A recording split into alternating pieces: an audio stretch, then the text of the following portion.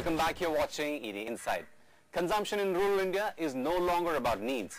It's about wants. With disposable income going up, rural India is out shopping for just about everything from passenger cars, motorcycles, refrigerators, television sets and mobile phones. This changed consumption pattern is blurring the line between the urban consumer and the rural consumer.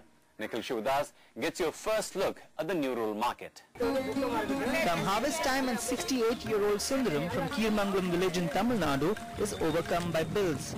Bills to pay his workers for seeding and harvesting his fields, for fumigating his crops, and not the least, bills for caring for his large family. That leaves him with little money for himself. But with this year's harvest, he plans to get out of that rut. With the profits from this year's harvest, I plan on buying a two-wheeler, a fridge and a cassette player for the house. Sundaram is not the only one planning new things. This year, because the rains have been good, there is more work and I am progressing. More income are coming in for tenant farmers and I am using the income to provide for my family. We are getting good work and wages. I will use the money to build a new house and finally leave my old house. Stories like these are fast becoming familiar in rural India.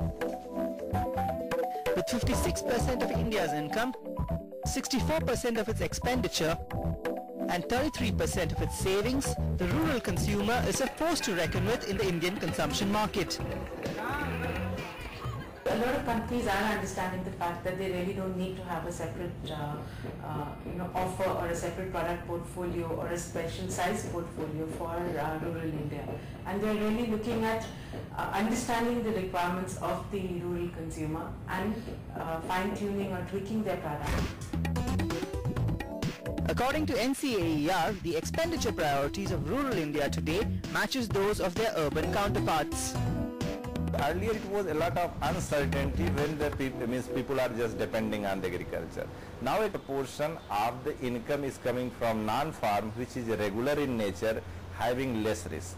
So this type of changes which is happening now and in the even near future, it is good for the rural economy.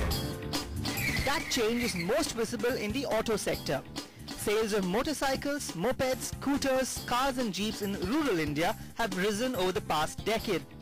Car sales in particular have jumped from 2.1% in 1995 to over 10.9% in 2009-10. Much of that growth comes on the back of increased rural road connectivity over the past few years. According to IIFL, rural road connectivity rose from less than 40% in 2004 to at least 70% by the end of 2008.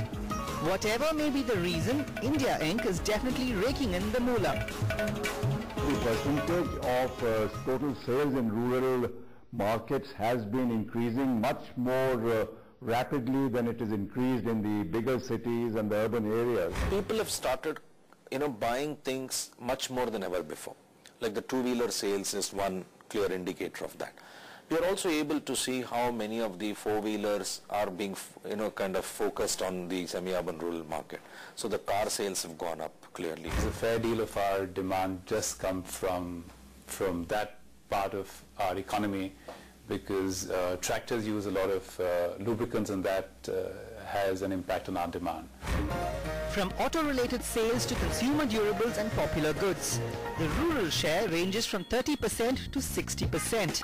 To understand the magnitude of this, it is important to note that even a 1% increase in refrigerator penetration, for instance, over a 5-year period, means that more than 1.5 million refrigerators have been added. Durable consumption in terms of growth is very high. So two-wheeler growth, etc. is very high. But in terms of level, it's still sort of pretty small. So my sense is that those are the two things that will be the big moves. That durable consumptions in the villages will continue to grow at a very, very rapid pace. According to the Indian Revenue Service or IRS, between 2005 and 2008, color TV set penetration increased by 7%, packaged biscuits by 10%, and shampoo penetration rose by 37%. the aspiration of the rural consumer is converging with the urban consumer. So there are so-called urban brands. If you get the distribution right and if you can get the communication availability right, I think there is a pull for the brand. Another sector clocking in growth is telecom, as 60% of all new phone connections and sale of phones is coming from the rural sector. Experts believe that telecom will grow from 110 million connections now to over 290 to 310 million connections by 2011. One of the biggest items where the hunger lies is for the telecom product in a big way. You know, people are going gung-ho and berserk in terms of wanting to buy more handsets, snazzier handsets, camera-enabled handsets. Last but not the least is the rising spend on education and healthcare. From a paltry 3% 5 years ago, education and healthcare today form 8.5% of rural expenditure.